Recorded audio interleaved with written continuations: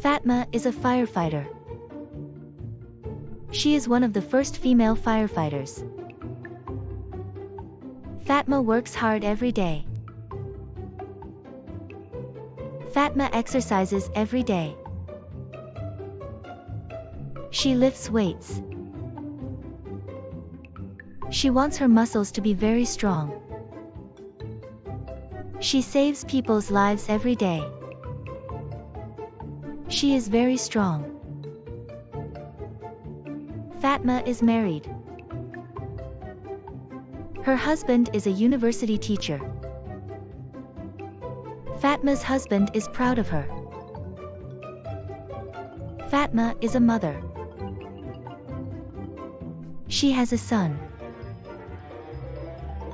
Fatma's son is proud of her too. Fatma is happy being a firefighter.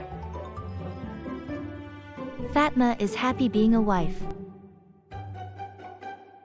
Fatma is happy being a mother.